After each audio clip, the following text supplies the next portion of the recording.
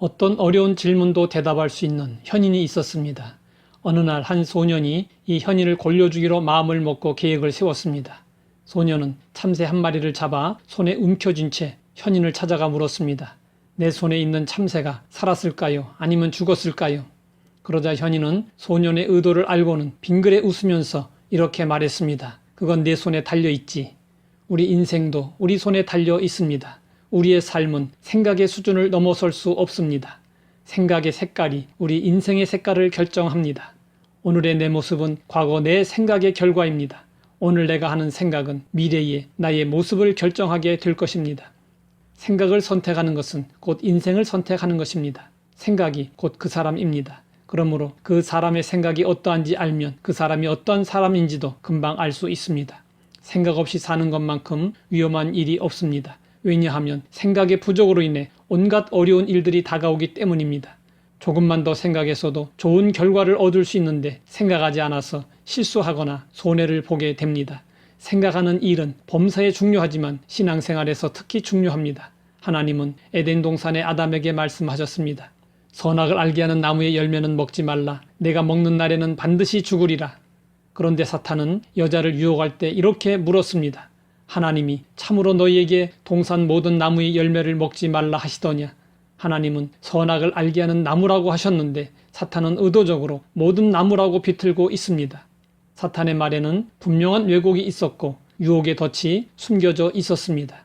유혹에 걸려든 여자는 하나님의 말씀을 왜곡해서 말했습니다. 너희는 먹지도 말고 만지지도 말라. 너희가 죽을까 하노라. 만지지도 말라는 말이 추가되었고 죽으리라가 죽을까 하노라로 바뀌었습니다. 그러자 사탄은 낚아챘습니다. 너희가 결코 죽지 아니하리라. 여자가 처음에 사탄의 말을 들었을 때 깊이 생각했었다면 유혹에 걸려들지 않았을 것입니다. 스코펙이 지적한 대로 원죄의 뿌리는 교만과 불순종 이전에 생각의 게으름에서 비롯되었습니다. 우리는 생각의 중요성을 알고 올바른 생각을 해야 합니다. 바울은 옥에 갇혔지만 그의 생각까지 갇힌 것은 아니었습니다. 생각은 얼마든지 자유롭습니다. 그래서 바울은 옥중에서도 기뻐할 수 있었습니다. 바울은 오히려 걱정하는 성도들에게 염려하지 말고 기뻐하라고 권면했습니다. 그리고 생각의 중요성을 일러 주었습니다. 바울은 우리에게 권고합니다. 형제들아, 무엇에든지 참되며 무엇에든지 경건하며 무엇에든지 옳으며 무엇에든지 정결하며 무엇에든지 사랑받을 만하며 무엇에든지 칭찬받을 만하며 무슨 덕이 있든지 무슨 기림이 있든지 이것들을 생각하라. 문제가 있으면 반드시 해답이 있습니다. 우리가 당면한 문제를 해결하기 위해서는 먼저 올바른 생각으로 풀어가야 합니다. 문제를 만났을 때 생각을 잘못하면 문제와 부딪혀 보기도 전에 먼저 스트레스로 병이 나서 무너져 버리고 맙니다.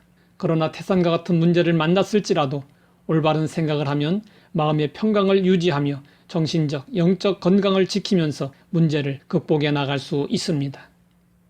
하나님 아버지, 오늘은 생각이 얼마나 중요한지 깨닫게 되었습니다. 생각이 곧 나의 삶이고 생각이 나의 미래인 것을 기억하며 날마다 하나님께서 원하시는 올바른 생각들을 하며 승리하게 하옵소서. 예수님의 이름으로 기도드립니다.